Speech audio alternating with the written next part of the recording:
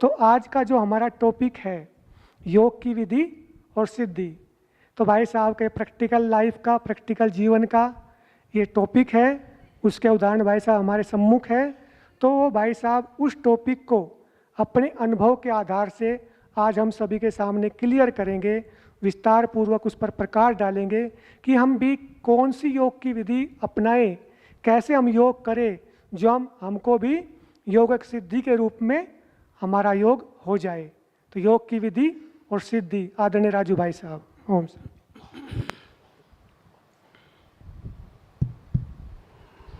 ओम शांति। सभी बाबा की इस ज्ञान सरोवर में ज्ञान की डुबकी लगाने, ज्ञान और योग की अच्छी अनुभूतियाँ करने के लिए पहुँचे हैं। बाबा ने हम सबको सहज राजयोग सिखाया है, लेकिन सहज कई बार अलबेलापन ले आता है। इसलिए सहज योग को श्रेष्ठ योग कहा जाए तो बहुत अच्छा है। हम सब श्रेष्ठ राजयोगी महातपस्वी आत्माएं संगम युग पर ऐसी तपस्या करती हैं जिससे सर्व सिद्धियों की प्राप्ति हो जाती है। दुनिया में भी लोग सिद्धियां प्राप्त करना चाहते हैं, लेकिन उनका साधन कुछ न कुछ ऐसी रिद्धि सिद्धि है। परमात्मा ने हम बच्चों को रिद्धि सिद्धि नहीं सिखाई, विधि से सिद्धि सिखाई है। अगर विधि पूर्वक यथार्थ हम बाबा की याद में रहते हैं तो सबसे बड़ी सिद्धि ये प्राप्त होती है, आत्मा स्वराज्य अधिकारी बन जाती है। आज जितने भी इस संसार में विकर्म पाप कर्म हो रहे हैं, उनका एक मूल कारण है कि आत्माएं कर्मेंद्रियों के अधीन हो गई हैं, वशीभूत हो गई हैं। जब हम यथार्थ विधि पूर्वक योग करते हैं तो सबसे पहली विधि बाबा ने यही सिखाई, आप आत्मा मालिक हैं, स्वराज्य अधिकारी हैं। आपकी सबसे बड़ी शक्ति संकल्प शक्ति है, मन है। लोगों ने तो मन को कितना दबाने की, हठ की क्रियाओं से उसको रोकने की मेहनत की है, प्रयास किए हैं। और बाबा ने हम सबको कहा है कि ये आपका बहुत अच्छा वाहन है, बहुत अच्छा साधन है, इसे श्रेष्ठ बना लो तो सब सिद्धियां अपने आप मिल जाएंगी। इसलिए हम सबका पहला टेंशन ये रहता है कि जो संकल्प शक्ति है, मन, आत्मा की पहली शक्ति मन है, संकल्प है। उस संकल्पों में कहीं से भी कोई व्यर्थ की लीकेज ना हो। सदा शुद्ध श्रेष्ठ सकारात्मक संकल्पों में रमण करने का अभ्यास चाहिए। और इसके लिए ही बाबा ने अपने बच्चों को रोज़ की मुरली खुराक के रूप में दी है। जो ब्राह्मण आत्माएं सवेरे सवेरे बाबा की मुरली को बहुत ध्यान से सुनती हैं, मनन चिंतन करती हैं, उसकी गहराई में जाती हैं, उनके संकल्प बड़े शक्तिशाली और बहुत पॉजिटिव बन जाते हैं, सकारात्मक हो जाते हैं। संकल्प को अगर अच्छा चिंतन मिल जाता है, अच्छे विचार मिल जाते हैं, तो ये संकल्प हम सबको एक सेकंड में इस साकार वतन से पार अपने मूल वतन सूक्ष्म वतन की यात्रा करा सकते हैं। इसलिए बाबा ने हम सबको कहा है कि बच्चे, मन को दमन नहीं करना है, मन को सुमन बनाना है। अमन करो, सुमन बनाओ, लेकिन दमन नहीं करो, इसको मारो दबाओ नहीं। ये आपकी बहुत श्रेष्ठ शक्ति है। और इस शक्ति को जितने आप अच्छे अच्छे विचार दो, शुद्ध विचार दो, शुभ विचार दो, इसमें किसी के प्रति भी जो आज संकल्पों के अंदर व्यर्थ आ रहा है, उसके मूल कारण हैं कहीं न कहीं सूक्ष्म विकार कहें, सूक्ष्म इच्छाएं कहें, कामनाएं कहें, वो अगर पूरी नहीं होती हैं, कहीं ईर्ष्या है, कहीं द्वेष है, कहीं अनुमान है, कहीं आवेश है, कहीं आवेग है, ये सब व्यर्थ संकल्पों की उत्पत्ति का कारण बनते हैं। इसलिए योग को श्रेष्ठ योग बनाने के लिए हम सबको पहले अपनी सूक्ष्म चेकिंग बहुत ज़रूर करनी चाहिए। ज़रूरी है कि ये संकल्प अगर किधर क्यों, किस लिए जाते हैं, क्यों भटकते हैं, कहाँ जाते हैं। आप जब योग अभ्यास करने बैठते हैं तो आपको पता चलेगा कि आत्मा अपने स्वरूप में स्थित होती भी है तो भी ये संकल्प कहीं न कहीं बाहर भटकते हैं, सैर करते हैं। हम रोकने की अगर मेहनत करते हैं तो शांत स्वरूप स्थिति बनाते हैं, और शांत स्वरूप स्थिति में कई बार वो नींद मिक्स हो जाती। भक्ति मार्ग के अंदर वो समझते हैं मन बहुत भटकता है, इसलिए लोग आंख बंद कर लेते हैं कि ये देखेंगे ही नहीं कुछ तो मन इधर उधर जाएगा नहीं। लेकिन मन एक इतनी सूक्ष्म शक्ति है जो भले स्थूल शरीर की आंखें तो हमने बंद कर ली, लेकिन मन अपने ही दिव्य नेत्र से, बुद्धि के नेत्र से कहीं ना कहीं इधर उधर सैर करता है, भटकता है। इसलिए बाबा ने तो हमें ये भी मना कर दिया, बच्चे राजयोगी आत्माओं को निरंतर योगी बनना है, स्वतः योगी बनना है, सहज योगी बनना है। इसलिए आँख बंद करके योग नहीं करो। आँख बंद करते ही जो अंदर रील चलती है, जो कुछ हमने किए हैं, जहाँ पर भी हमारा कोई संबंध है, लगाव है, झुकाव है या टकराव है, कोई भी किसी से भी अगर टकरा गया है, कभी वैर विरोध है, तो वो भी बार बार संकल्पों में ही आता है। सामने उसकी शक्ल आती है, किसने मेरे को ऐसे कहा था, मेरे साथ ऐसा इसने किया था, उसके बारे में भी वो संकल्प फास्ट गति से चलते रहते हैं। और अगर कहीं पर भी कोई विशेष आकर्षण है, कोई आत्मा बहुत प्रभाव डाल करके प्रभावित करके रहती है, तो उसके प्रभाव के कारण उसके साथ सूक्ष्म लगाव होता है, और वो लगाव भी आत्मा को बहुत अपनी तरफ खींचता है। इसलिए योग के लिए यथार्थ विधि ही है, कहीं भी किसी भी आत्मा से वर्तमान समय, जो आज बाबा बड़े प्यार से रमणीकता से मुरली में सुना रहे थे, कई बच्चे कहते हैं मेरी जवाबदारी है, मेरे बच्चे हैं, मैं क्या करूं। तो बाबा ने कहा भले उनकी संभाल करो, लेकिन याद एक बाबा को करो, प्यार एक बाबा को करो। तो हम सब देखें अपने आप को कि भले कितने भी हमारे संबंध हैं, जवाबदारियां हैं, सेवाएं हैं, लेकिन कहीं पर भी बुद्धि फंसी हुई तो नहीं है, भटकती तो नहीं है। किसी भी तरफ अगर बुद्धि भटक रही है तो उस भटकने वाली बुद्धि को शुद्ध संकल्प की शक्ति से मोड़ना है।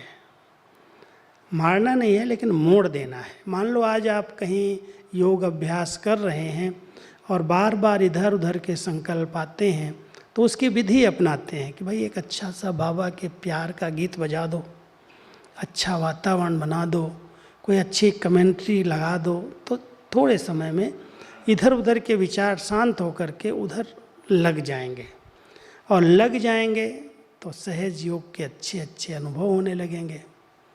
इसलिए विधियाँ स्थूल में भी अपनानी पड़ती हैं।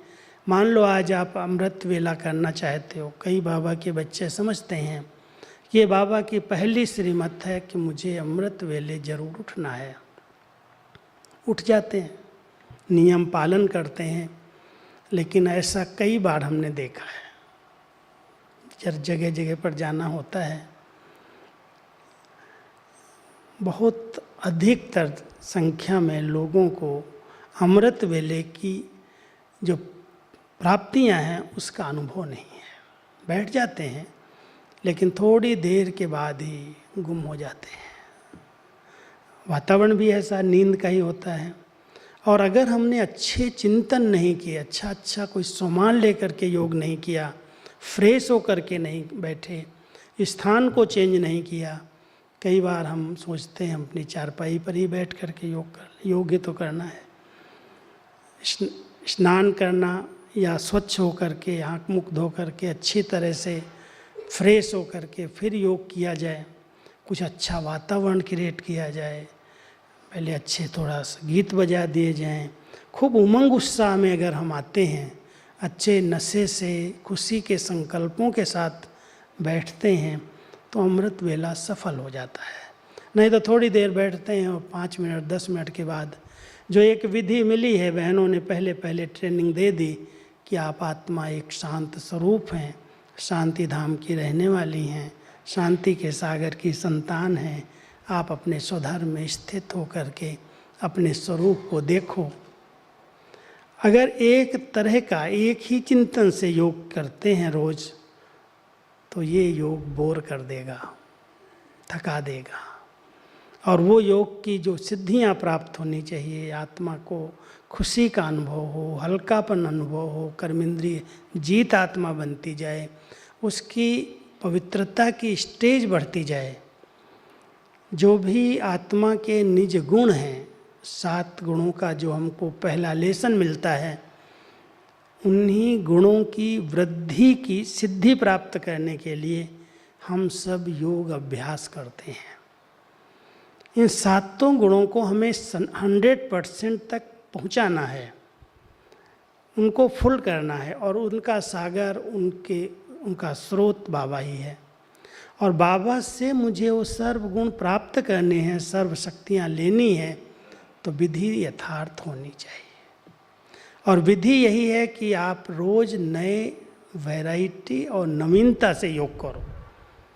मैं जब भी योग कराता हूँ, कभी कभी मेरे ग्रुप में भाई लोग कहते हैं मुझे 2 बजे योग करना है, कराएंगे, आएंगे, हम जरूर बैठेंगे, लेकिन सब अगर विधि पूर्वक बैठेंगे तो योग का आनंद है। संगठन बनेगा, वायुमंडल अच्छा बनेगा, कुछ प्राप्तियाँ होंगी। सिर्फ ऐसा ही दिखावे वाला योग, पुरुषार्थ हम कर रहे हैं, हम पुरुषार्थी हैं, बैठ गए आकर के, और 1 घंटा भी अगर वो विधि पूर्वक योग हम नहीं कर रहे हैं, थोड़ा एक व्यक्ति भी संगठन में अगर सुस्त होता है तो सारे वायुमंडल को भारी कर देता है। इसलिए जो भी उमंग उत्साह वाली आत्माएं अगर ऐसा कोई पुरुषार्थ करती हैं, तो उनको ये लक्ष्य रखना चाहिए कि हमें कुछ न कुछ नए अनुभव करने के लिए नए ढंग से योग करना है। और नया नया ढंग बाबा ने कितना सिखाया है। आज हमें 5 स्वरूपों की ड्रिल बताई है। साकारी में 3 स्वरूप हैं, फिर आकारी है, फिर निराकारी है। जब हम साकारी स्वरूप की स्मृति में बैठते हैं तो ब्राह्मण जीवन का कितना श्रेष्ठ भाग्य है। कम से कम भाग्य विधाता बाबा के साथ प्यार से बातें करें। बाबा आपने कहाँ से ढूंढा, कैसे निकाला, कैसे हम कीचड़ में पड़े हुए विकारों में लिप्त आत्माओं को आपने अपना बना लिया। इतना श्रेष्ठ भाग्य दिया जो अडॉप्ट करके नया ब्राह्मण जन्म दिया। फिर इतनी अच्छी पालना और पढ़ाई दे रहे हो आप। कितना श्रेष्ठ भाग्य है जो स्वयं बाप ही टीचर बन करके हमें तीनों लोकों का, तीनों कालों का, स्व का पूरा दर्शन करा रहे हैं। त्रिकालदर्शी, त्रिलोकीनाथ, त्रिनेत्री, क्या नहीं बाबा ने हमें ज्ञान दे करके बनाया है। तो जब हम ब्राह्मण स्वरूप में बैठते हैं तो बड़ा नशा, बड़ी खुशी, संगम युग का भाग्य। ब्राह्मण जीवन कितनी महान जीवन है, संगम युग की पवित्र जीवन है, मुखवंशावली जीवन है, जिसमें बाबा ने एक एक बच्चे को अपने सभी टाइटल्स में मास्टर बनाया है। सुमान क्या है?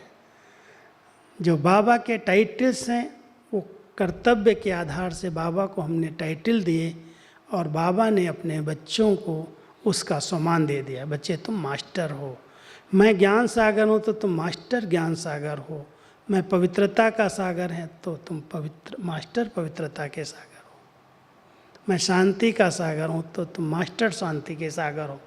तो संगम युगी ब्राह्मण जीवन कितनी महान जीवन है। अगर कोई एक एक सम्मान लेकर के अभ्यास करे, विधि यथार्थ यही है कि पहले हम अपने स्वस्वरूप में स्थित हों। कितनी बार बाबा की साकार मुरलियों में हम ये शब्द सुनते हैं, बच्चे अपने को आत्मा समझ करके मुझे याद करो।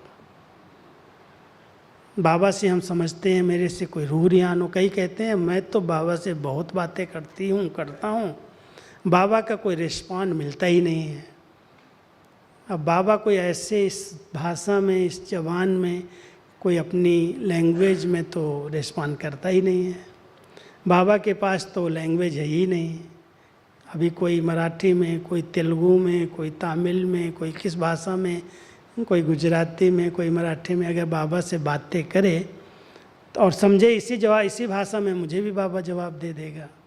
बाबा कहता मैं इन भाषाओं के चक्कर में तो आता नहीं हूँ, मैं बच्चों के दिल की भावनाओं की भाषा को समझता हूँ और भावनाओं की भाषा का जवाब भी भावनाओं में ही मिलता है।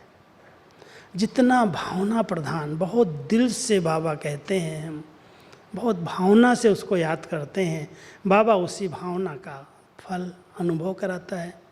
आज हम शांति का सागर, प्यार का सागर, सुख का सागर, आनंद का सागर कह करके बाबा को प्यार करते हैं, याद करते हैं, तो उसकी अनुभूतियाँ होने लगती हैं। जैसे आज आप पहाड़ पर आए हैं और ऊंची चोटी पर जाएंगे तो वहाँ की जो ठंडी हवा है, शुद्ध हवा है, उसका अच्छा अनुभव होने लगेगा। आज सागर के किनारे जाते हैं तो वहाँ की शीतलता, वहाँ की लहरों का अनुभव होने लगता है। दिखाई तो नहीं दे रहा है लेकिन उस स्थान पर पहुँचते ही उसका अनुभव होने लगता है। ऐसे ही अगर हम बाबा के समीप पहुँचते हैं तो बाबा अगर प्यार का, शांति का, सुख का, आनंद का सागर है तो वो किरणें, वो शक्तियाँ, वो लहरें ऐसे अनुभव होती हैं। शांति का अनुभव, पवित्रता का अनुभव, सुख का अनुभव, उस आनंद का अनुभव समीप जाते ही अनुभव होने लगेगा। और वो अनुभव कोई भाषा तो नहीं है, अनुभव के आधार से हम कहते हैं हमारा बहुत अच्छा आज योग लगा, बहुत अच्छा अनुभव बाबा ने कराया। तो इसलिए विधि यथार्थ है, माना जितना हम अपने आत्मिक स्वरूप में स्थित होकर के फिर संगम युग के भाग्य का चिंतन करते, खुशी और नशे में बैठते हैं। सिर्फ ऐसे शांत होकर के नहीं बैठ जाओ, विधि ऐसे नहीं, नियम पालन करना है। योग में आते हैं, नियम अनुसार बैठ जाते हैं, लेकिन आधा घंटा, 1 घंटा कैसे जाता है, कहाँ जाता है, कभी कभी उस पर अटेंशन ही नहीं होता। बुद्धि इधर उधर, इधर के विचारों में, उधर के विचारों में भटकती है। कब सफ़ेद लाइट हो गई पता ही नहीं चला। ऐसा योग किस लिए कर रहे हैं, क्या सिद्धि मिलेगी उससे? आत्मा कितनी शुद्ध पवित्र बननी चाहिए, उसके संस्कारों में शुद्धता आनी चाहिए। आज हम अगर 20 साल, 25 साल, 50 साल से योग कर रहे हैं, हम अपने आप से पूछें कि अगर इतना योग किया और उस सर्वशक्तिवान पिता के साथ हमारा संबंध जुटा तो क्या वो सर्व शक्तियाँ हमारे अंदर आई हैं? कभी कोई ऐसी परिस्थिति आती है जिसमें हमें बहुत सहन करना पड़ता है, कभी सामना करना पड़ता है, कभी समाना पड़ता है। आत्मा एकदम कोई भी व्यक्ति को सामने देखे, उसके विचारों को समझ सके, उसकी भावनाओं को समझ सके, किस भावना से सामने आया है, इसकी क्या इच्छाएं हैं।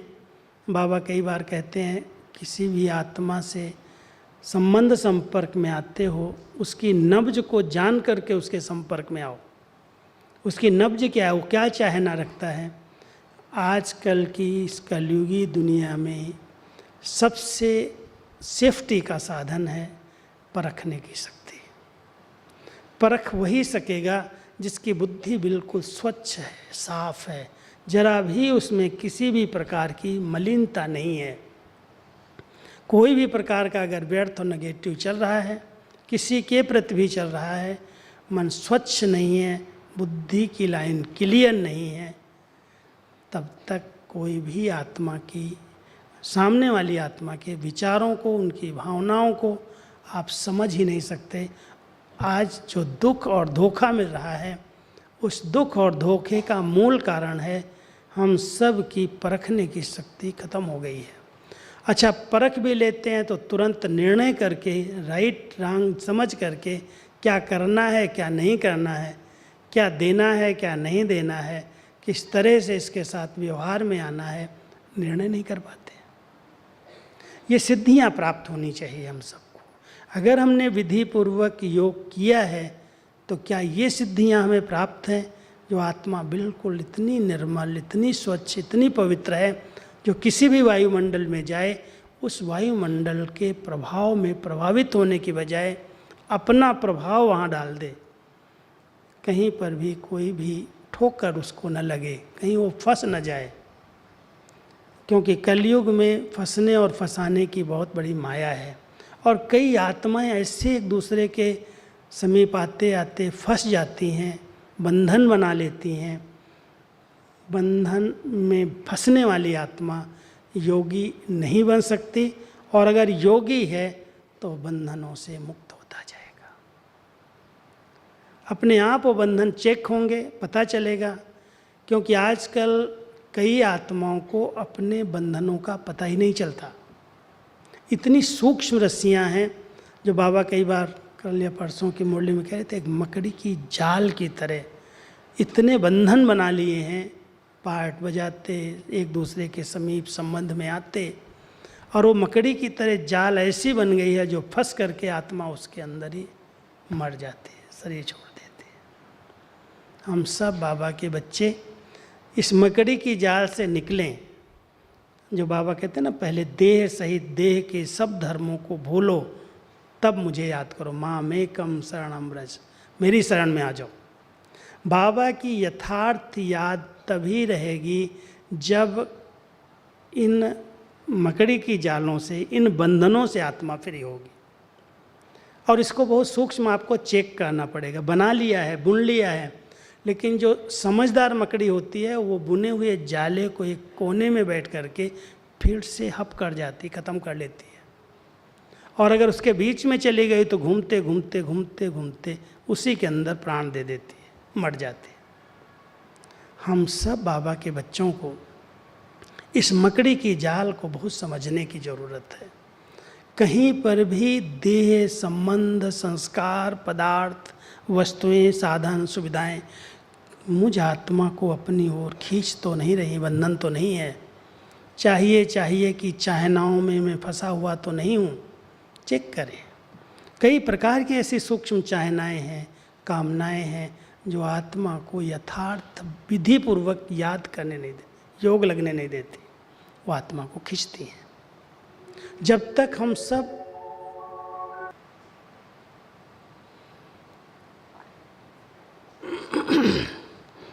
तो अभी सभी ने विधि पूर्वक योग किया, क्या टीचर्स? विधि पूर्वक किया? Stop, start. विधि यही है। जो चलते हुए संकल्प हैं, जो सुन रहे हैं, सबको स्टॉप। कोई भी बातें पास्ट की स्मृति में न रहें।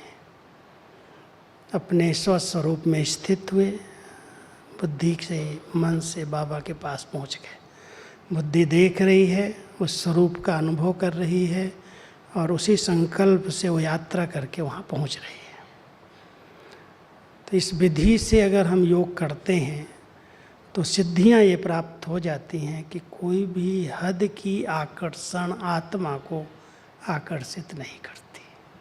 हदें हैं, हदों में लोग अभी तक कितना फंसे हुए हैं। ये चाहिए, ये चाहिए, ये चाहिए। जब तक किसी भी प्रकार की कामनाएं हैं, आकर्षण हैं, यही सूक्ष्म बंधन है जो योग लगने नहीं देते। हम सबको योगी जीवन बनानी है, योग लगाने वाले नहीं हैं। 2 घंटा 4 घंटा चार्ट बना लिया, ये योग नहीं है।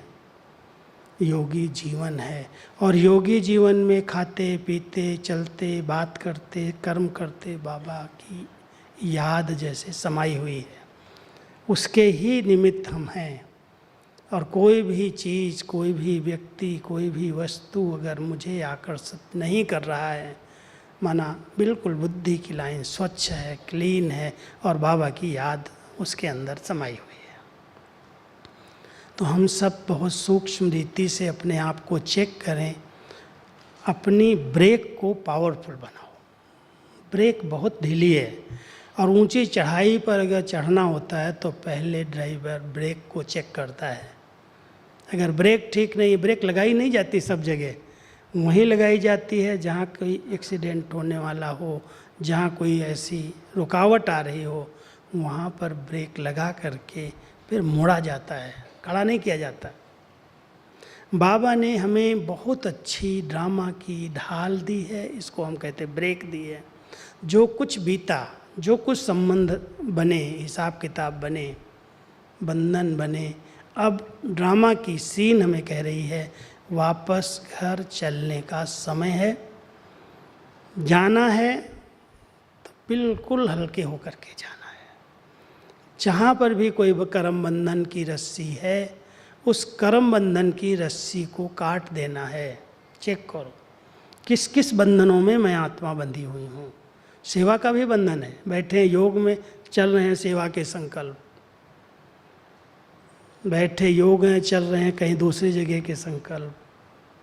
हम सब जहाँ पर बैठे हैं, जिस कार्य के लिए बैठे हैं, कम से कम इतनी कंट्रोलिंग पावर तो हो कि ये अभी का समय नहीं है, ये बाबा से मिलन मनाने का समय है। इस समय मुझे ये संकल्प नहीं करने, उसको स्टॉप करो, वहाँ ब्रेक लगा दो। और ब्रेक लगाते ही दूसरे संकल्प में मैं एक बहुत पवित्र आत्मा हूँ, बाबा से मिलन मनाने के लिए बैठी हूँ, मुझे साकार वतन से अव्यक्त वतन, मूल वतन की यात्रा पर जाना है। अगर इस तरह का चिंतन मोड़ दिया, ब्रेक लगाई, कहते हैं ब्रेक तभी लगती है जब उसमें ऑयल होता है, सूखी ब्रेक नहीं लगती। लगाएंगे यहाँ लगेगी वहाँ, फुल स्टॉप माना फुल स्टॉप, बिंदु लग जाए। कोई भी पास्ट की बातें, कोई भी चीज़ें मन में बार बार रिवाइज ना हो, बार बार रिपीट नहीं करते रहो। जो बात बीत गई फुल स्टॉप, ड्रामा में लिपट गई, 5000 साल के बाद आएगी, कोई बात नहीं, अभी स्टॉप करो। तो जिसके पास स्टॉप करने की शक्ति है, और स्टॉप तभी हो सकता है जब उसके पास ज्ञान का अच्छा आयल है, ड्रामा की बात को उसने यथार्थ रीति से समझा है, चिंतन किया है कि अब ड्रामा की सीन पूरी हो रही है, 5000 वर्ष का चक्र हमने लगा करके लास्ट पॉइंट पर खड़े हैं, अब वापस जाना है।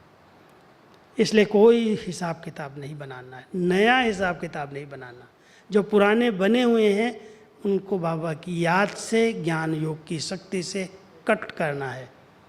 इस बात पर बहुत ध्यान देना, नहीं तो चलते चलते प्रवृत्ति में तो चलो बंधन हैं, लेकिन हम सब प्रवृत्ति को छोड़ करके अगर समर्पित भी हो गए, उसके बाद भी कोई हद का बंधन बना लिया, ये मेरी बहन, ये मेरा भाई, ये मेरा लौकिक, ये मेरा लगता है, मुझे अपनेपन की फीलिंग आती।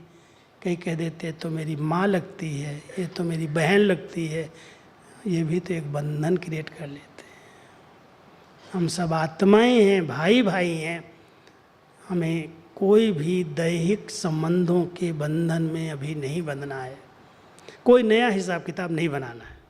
देखो कितनी वंडरफुल बात है। कभी कभी मैं कई परिवारों से मिलता हूँ जिनके 1-2 बेटे हैं, ज्ञान में आ गए हैं।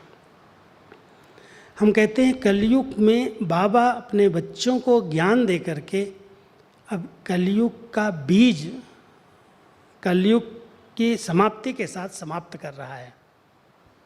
नई जनरेशन, नई रचना की सबको मना किया है। कलयुग के अंत में अब कोई नया रचना रच करके, नया बीज बो करके अपना नया हिसाब किताब नहीं बनाना है। नई सृष्टि का जो शुरुआत होगा उसमें अलग प्रकार की सृष्टि की रचना है, योग बल की रचना है, भोग बल की नहीं है।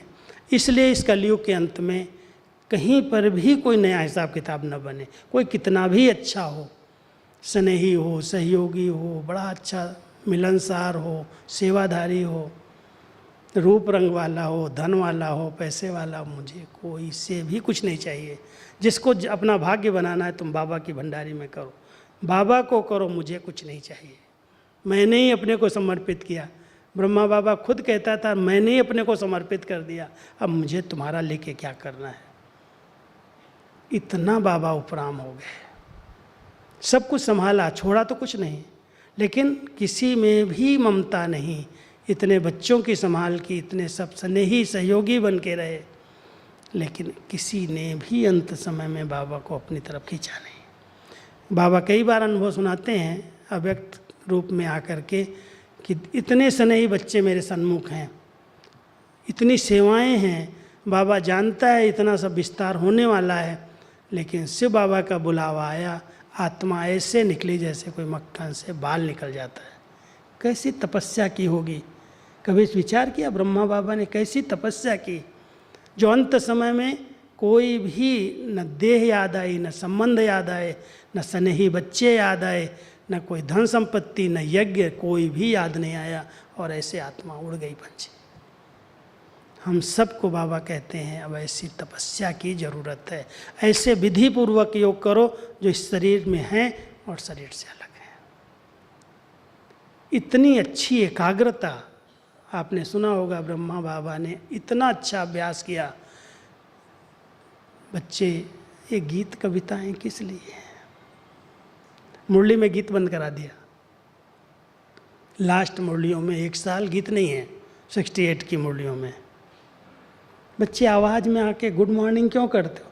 पहले बाबा की मुरलियाँ चलती थी, बाप गुड मॉर्निंग करा, बच्चे रिस्पॉन्ड नहीं करते, जोर से करो। और जब कर्मातीत बनना है उस समय कह रहा बच्चे आवाज़ में आके गुड मॉर्निंग क्यों करते हो, आवाज़ में क्यों आते हो? आवाज़ से परे बाबा चले गए, विस्तार को सार में समेट लिया, कोई विस्तार की बातें सुनना बंद कर दिया। काम किया, सेवाएं की, सब सेवा का देखा, लेकिन कोई समाचारों का विस्तार करे आकर के, कोई ये है, ये समस्याओं का विस्तार करे। बाबा कहता बच्चे छोड़ो, बाबा को याद करो, सब ठीक हो जाएगा। दादी जानकी को मैंने देखा, जब भी कोई बात ले जाओ मैं उनके सुनाने जाता, पत्र ये वो सुनाया, अरे छोड़ो, बाबा बैठा है, ठीक हो जाएगा। तुम उसको बहुत प्यार से मेरी तरफ से पत्र लिख दो, जा कर के कोई अच्छी ज्ञान की पॉइंट लिख करके भेज दो। अरे दादी उसकी समस्या है, उसको ये है कि तो छोड़ो उसको, सब ठीक हो जाएगा। इतनी न्यारी, इतनी प्यारी, इतनी उपराम हो गई। तब तो योगी जीवन से उसने कर्मातीत स्थिति बना ली, संपन्न बन गई। हम सबको वो सिद्धि चाहिए, हद की सिद्धि नहीं चाहिए, ये चीज़ मिल जाए, ये ज़मीन मिल जाए ज़्यादा। कई लोग ये इसलिए योग करते हैं, ये कोई सिद्धि है क्या? ये तो सब प्रकृति दासी है, वो तो अपने आप मिलने वाली है, इसके लिए योग हम नहीं करते। हम जितनी आत्मा को सतो प्रधान, संपूर्ण पावन, सर्वगुणों से संपन्न बना सके, उसके लिए हमारी तपस्या है। उसके लिए हम विधि पूर्वक योग करें कि आत्मा बिल्कुल शीतल काया वाली बन जाए, उत्तेजनाएं समाप्त हो जाएं, अंग अंग शीतल, निंदा हो, स्तुति हो, कोई कुछ कहे, कुछ भी नीचे ऊपर हो, मेरी स्थिति एक रस, अचल, अडोल, स्थिर, खुशनुमा, ऐसी स्थिति ये सिद्धि है। विधि अगर यथार्थ है तो ये सिद्धि मिलनी चाहिए, जिसके अंग अंग सुगंधित हैं, शीतल हैं, कोई उत्तेजनाएं नहीं हैं, एकदम निर्लिप्त आत्मा जैसे निर्दोष है। ये ऐसे कर रहे हैं, वो ऐसे करें, दोष दृष्टि रख करके कई आत्माएं अपने आप को बहुत भारी कर लेती, संगठन में आ गई हैं, समर्पित भी हो गई हैं, सेंटर्स पर भी हैं, फिर भी ये ऐसे करते हैं, वो ऐसे करते हैं, ये ऐसे हैं, वैसे हैं। कई व्यर्थ बातों को सोच सोच करके, अपनी जवाबदारियां समझ करके अपने ऊपर बोझ लेने वाली आत्मा कभी भी यथार्थ योग नहीं कर सकती। बाबा तो ऐसे यहाँ तक कहते, बच्चे जितने तेरे बोझ हैं वो मुझे दे दे, और हम बाबा के बनने के बाद और सब बोझ अपने ऊपर उठा लें कि ऐसे ये कर रहे हैं, ऐसे ये कर रहे हैं, इनको ऐसा नहीं करना चाहिए, उनको ऐसा नहीं करना चाहिए, ये भी बोझ, चिंतन का भी बोझ मैं क्यों लूँ? ये व्यर्थ चिंतन का बोझ लेकर के अपने आप को बोझिल करके चलें और कहीं हमारा योग नहीं लगता, मज़ा नहीं आता, बैठते तो हैं। बोझ वाला कभी उड़ सकता है क्या? बोझ वाला कभी अव्यक्त वतन, सूक्ष्म वतन में जा सकता है? बोझ वाला तो चल भी नहीं सकता है। बाबा हम सब बच्चों को कहते हैं, बच्चे पहले तुम अपने बोझ जो पिछले उठा के घूम रहे थे वो मुझे दे दो, और अभी जो समझ रहे हो ये मेरी जवाबदारी, ये मेरी जवाबदारी, कोई तुम्हारी जवाबदारी नहीं है, बाबा बैठा है, सब ठीक कर देगा। मैं तो इसी तरह रहता हूँ, मुझे कभी भी नहीं लगता ऐसा हुआ वैसा हुआ, बाबा बैठा है, अपने आप ठीक करेगा, सब ठीक हो जाएगा। मेरी जवाबदारी है मैं अपनी स्थिति को अच्छा लाडोल एक रस रखूं, मैं एक व्रता बन करके रहूं, एक बाबा मेरे दिल में रहे, कुछ भी कोई कर रहा हो सब ठीक हो जाएगा। ऐसी सिद्धियां प्राप्त करना, कहते हैं वो सिद्धि क्या प्राप्त करते हैं? कोई शमशान में कोई तपस्या किया, कोई ने कुछ तपस्या किया, सिद्धि प्राप्त कर ली, पानी पर चल के दिखा दिया, वो आग पर चल के दिखा दिया, वो थोड़ा उड़ के दिखा दिया, ये सिद्धि प्राप्त कर ली, बड़ा सिद्ध पुरुष है। अरे बाबा कहता है ये कोई सिद्धि है क्या? ये तो रोजगार का धंधा बना लिया इन्होंने, पैसा कमाने का। तुमको ऐसी सिद्धि प्राप्त होती है जो आज विषय सागर है, संसार विकारों का सागर है, और उस सागर में हम डूबते नहीं, ऊपर से क्रॉस करके जा रहे हैं। पानी पर चलने की क्या बड़ी बात है? हम इस विषय सागर में रहते, विष के सागर में, विकारी दुनिया में, पतित वातावरण में, ऐसे संसार में रहते हुए भी उसके प्रभाव से मुक्त हैं, तो उस विषय सागर में जैसे ऊपर से पार हो रहे हैं। जब चारों ओर विकारों की आग लगी हुई है, उस आग का असर, उसकी सेंक मेरे पर ना आए, उसमें रहते हुए भी हम बिल्कुल निर्विकारी स्थिति में रहते हैं, ये हमें सिद्धि प्राप्त है। अग्नि के बीच में चलते हुए आग मुझे नहीं लगती, टच नहीं करती। हम उड़ के ऐसे शरीर से उड़ के नहीं दिखा रहे हैं, लेकिन हम एक सेकंड में यहाँ से कहाँ पहुँच सकते हैं। इतनी बड़ी शक्ति है आत्मा की, जो एक सेकंड में, बाबा कहता रॉकेट क्या होगा दुनिया का, आप यहाँ बैठे हो लंदन अमेरिका, क्या आप तो 3 लोगों की सैर करके आ सकते हो। वो सिद्धि है। और ये सिद्धियाँ तभी प्राप्त होती हैं जब मन कंट्रोल में है। बहुत अच्छी कंट्रोलिंग पावर है। मोल्डिंग पावर भी चाहिए, मोल्ड करो। अगर मान लो इधर उधर एक संकल्प आ गए, ऐसा तो नहीं सब संपूर्ण बन गए, बातें तो आती हैं, आ गई हैं, उनका चिंतन करने की बजाय उस संकल्प को वहीं रोक करके मोड़ दो। क्यों आ गई, कैसे आ गई, मैंने तो ये संकल्प किया था। और जिस दिन कोई संकल्प लेता है ना, उसी दिन वो संकल्प आता है। जिस दिन आप कोई संकल्प लेके पुरुषार्थ करेंगे ना, उसी दिन वो संकल्प विघ्न आएगा। कहेंगे देखो हमने तो ये सोचा था, ये बात आ गई, अब क्या करें, बात ही ऐसी थी, सोचना तो पड़ेगा, संकल्प तो चलाने पड़ेंगे। बाबा कहता बच्चे कैसी भी बातें आ जाएं, बातों का काम है आना, आपका काम है उन बातों को पार कर लेना। बेपरवाह बादशाह बनो, बेफिक्र बादशाह बनो। इस ड्रामा के अंदर कोई भी सीन ब्राह्मणों के लिए अकल्याण की है ही नहीं, सब कुछ कल्याणकारी है। कभी कभी बड़ी रमणीकता के दृश्य मैं देखता हूँ यज्ञ में होते हैं, हम कहते हैं ये भी कल्याण है, इसमें भी कल्याण है। बहुत कुछ सिखा के जाते हैं, कई सीन अनुभवी बना करके जाते हैं। भले और कुछ कल्याण हो ना हो, लेकिन कम से कम वो सीन ने हमें अनुभव बढ़ा दिया, हमारी स्थिति अच्छी कर दी, ठीक है, हलचल में नहीं आए। तो बाबा हम सब बच्चों को यथार्थ विधि पूर्वक योग करो। माना पहले 3 स्वरूपों की ड्रिल करते हुए अपने ब्राह्मण स्वरूप में बहुत ऊंचे नशे और सामान में बैठो, अच्छे अच्छे सामान लो, खुशी के, नशे के। क्योंकि खुशी और नशा अगर नहीं है तो बाबा कहते इसके पास पेट्रोल ही नहीं है, उड़ेगा कैसे? पेट्रोल तो चाहिए ना, प्लेन में डबल रिफाइंड पेट्रोल चाहिए, ऐसे प्लेन उड़ता नहीं है, उसको डबल रिफाइंड पेट्रोल चाहिए। और मन बुद्धि में अगर कोई रिफाइंड पेट्रोल ही नहीं है, इधर उधर का तेल भर दिया है, उड़ेगा कैसे? वो जहाँ है वहीं खड़ा रहेगा।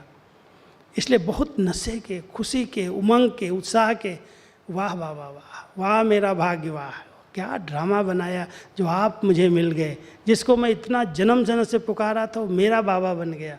वो नशा और खुशी ज्यों उठी, संकल्प आया, बस उसकी याद में आत्मा खो गई, समा गई। पेट्रोल का काम किया। तो साकार वतन से अव्यक्त वतन और मूल वतन की यात्रा, जितना आप खुशी, नशे, हल्केपन से बैठ करके योग करेंगे उतना योग लग जाएगा, अच्छे अच्छे अनुभव होने लगेंगे। और जितना आप पावरफुल योग, शक्तिशाली योग करेंगे, जिसको बाबा कई बार कहते हैं ज्वाला स्वरूप योग, ज्वालामुखी योग, तो ज्वाला स्वरूप याद कई काम करती है। एक तरफ आत्मा को शीतल बना देती है, कर्मेंद्रियों को जीतने की शक्ति आ जाती, और दूसरी तरफ विश्व परिवर्तन का ये जो कार्य है वो बहुत फास्ट गति से शुरू हो जाता है। वो शक्तियाँ, वो किरणें चारों तरफ फैलती हैं। सबसे बड़ी ज्वाला है पवित्रता की शक्ति। जितना आत्मा अपने पवित्र स्वरूप में स्थित होती है, एकाग्र होती है, बाबा की वो शक्तियाँ वो चारों तरफ वायुमंडल की अपवित्रता को नष्ट करती हैं। वो ज्वाला जैसे परिवर्तन कर देती है, ऐसे ये याद की अग्नि, लगन की अग्नि, भले आग का रूप उसको हम कहते हैं, इसलिए आग कहते हैं कि उसके अंदर सब चीज़ें परिवर्तन हो जाती हैं, शुद्ध हो जाती हैं। तो ऐसी याद जिसमें एक वृत्ता याद, एक बाबा दूसरा न कोई, लव लीन स्थिति, लगन में मगन स्थिति, वो है यथार्थ याद। और जब ऐसी यथार्थ याद है, बैठ जाओ ऐसे शांति से, जो अपने स्वरूप में स्थित हुए, शरीर अलग हो गया। देह और देही, आत्मा और शरीर का अलग अनुभव होना यथार्थ याद है।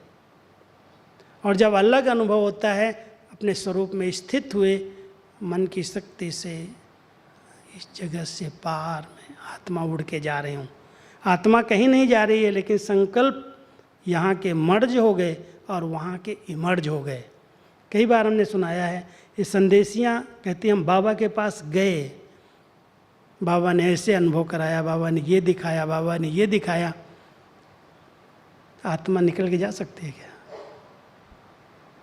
आत्मा तो शरीर में ही है, वो तो शरीर से अलग हो गई तो शरीर तो जड़ हो जाएगा, खून भी पानी हो जाएगा, फिर आत्मा कहीं नहीं जाती। लेकिन उसकी संकल्प शक्ति जो फास्ट गति से चलने वाली है, वो यहाँ के संकल्पों को मर्ज करके वहाँ के संकल्प भी मर्ज हो जाते हैं। जितना फुल संकल्प यहाँ के मर्ज हैं, कोई संकल्प नहीं, अव्यक्त वतन के संकल्प ही हैं, वो सूक्ष्म वतन का दृश्य अनुभव होने लगता है।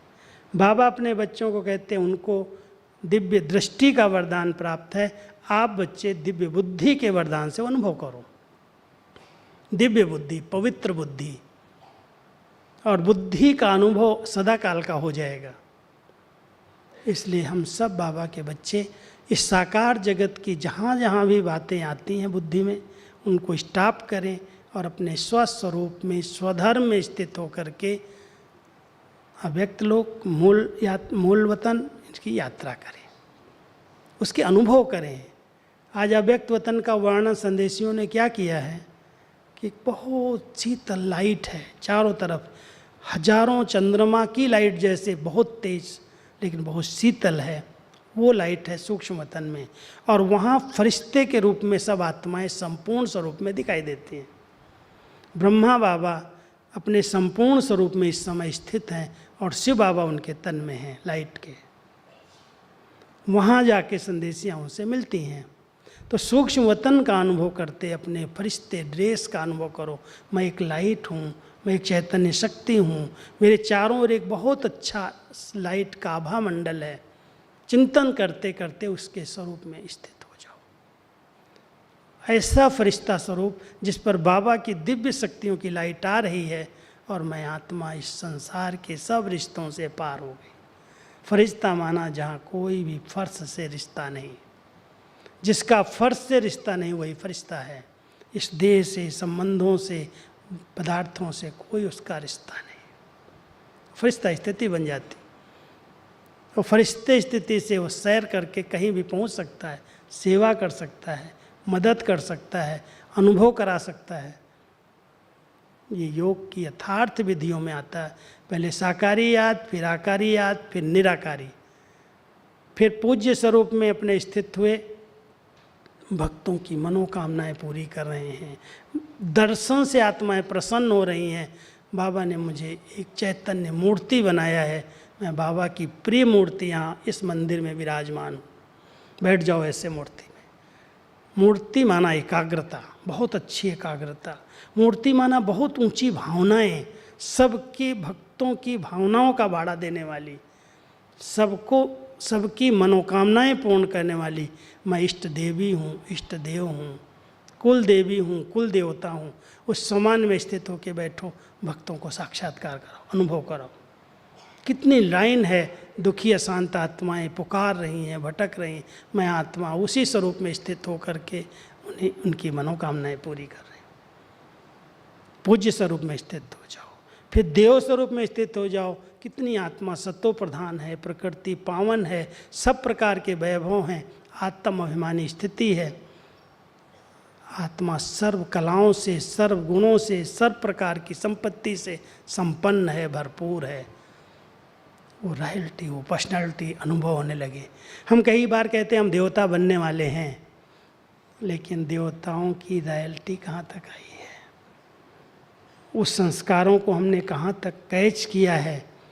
अगर मैं ऐसा बनने वाला हूँ तो हमारी चलन से, हमारे चेहरे से, हमारे बोल से कम लोगों को अनुभव तो हो कि देवता बनेगा। चल रहे हैं, फिर रहे हैं, जैसे साधारण लोग हैं ऐसे ही हंस बैठ रहे हैं। बाबा कहता है बच्चे, लक्ष्य ऊंचा है तो लक्षण आपके जीवन में अवश्य आने चाहिए। लक्ष्य है हमारा फरिश्ता बनना, और हम इधर उधर की बातों में अटके हुए हैं, लटके हुए हैं, फरिश्ता कैसे बनेंगे? तो लक्ष्य के प्रमाण हमारे लक्षण जीवन से दिखाई देने लगे। अगर हम निराकारी स्थिति में स्थित हैं, निराकारी स्थिति में स्थित रहने वाली आत्मा स्वतः उसको सिद्धि मिल जाएगी, वो निर्विकारी बन जाएगी। निराकारी स्थिति माना बिल्कुल मैं और मेरा बाबा, मैं आत्मा उस स्वरूप में स्थित हूँ और बाबा के समान उस स्वरूप में स्थित होकर के फिर इस कर्म क्षेत्र पर अगर आई भी तो पाठ बजाया, शरीर का आधार लिया, फिर अलग हो गई। कोई भी कर्म इंद्रिय विकर्म नहीं करा सकती, आत्मा संपूर्ण निर्विकारी बन जाती है। कोई भी विकार उसको आकर्षित नहीं कर सकता। तो ब्रह्मा बाबा ने निराकारी स्थिति का अभ्यास किया, और निराकारी स्थिति का अभ्यास करते संपूर्ण निर्विकारी बने। और संपूर्ण निर्विकारी बनने का भी कहीं अहंकार ना आ जाए कि मैं निर्विकारी हूँ, उसमें निरअहंकारी हो गए। ये सिद्धियाँ प्राप्त किया।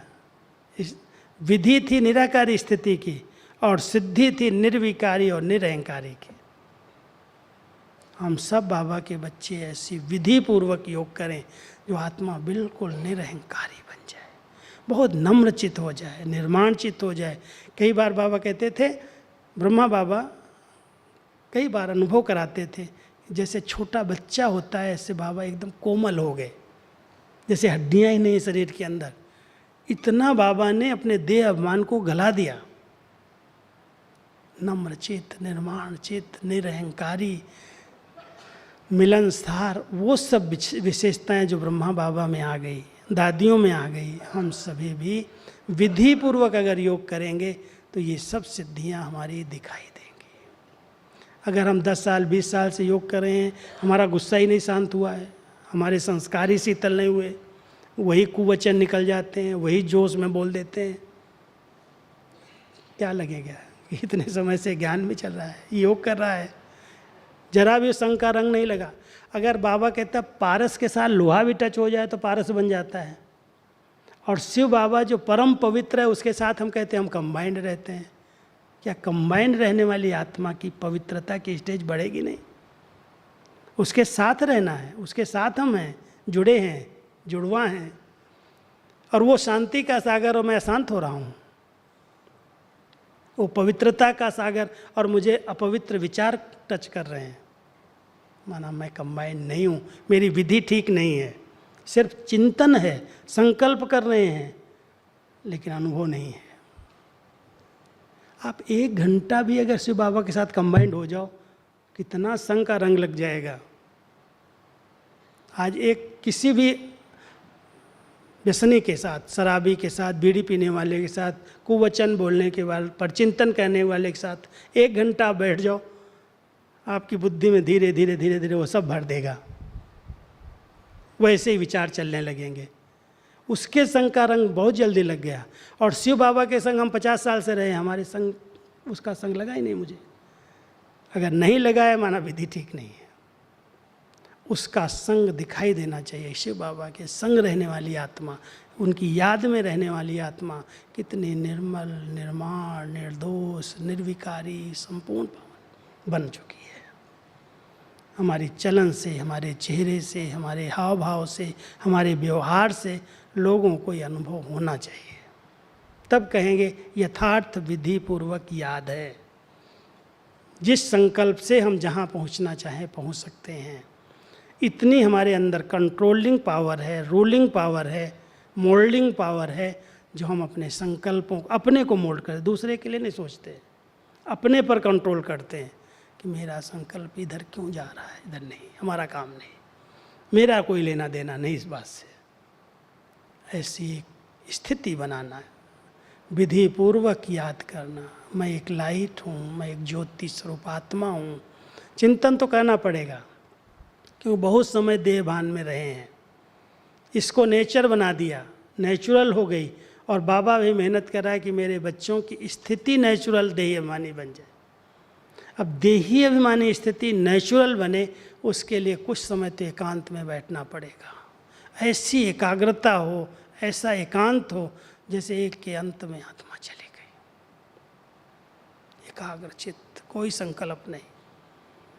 मैं जो हूँ, जैसा हूँ, मेरा बाबा जो है जैसा है। बैठो ऐसे स्थिति में। अभी हम 10 मिनट योग करते हैं, सभी बैठ जाओ ऐसे। मैं जो हूँ, मैं जैसा हूँ, मैं एक चैतन्य शक्ति हूँ, मैं एक लाइट हूँ, एक बहुत दिव्य सितारा हूँ। और परम पवित्र बाबा की सब किरणें, सब शक्तियाँ, सब शक्तियों सहित बाबा मेरे साथ कंबाइंड है। बुलाओ बाबा को वतन से। आप वतन में नहीं जाओ, बाबा को बोलो बाबा आ जाओ यहाँ, और मैं आपके साथ का अनुभव करूँ। आप परम पवित्र हैं, सर्वशक्तिवान हैं, सदा समर्थ हैं, और आप मेरे साथ हैं।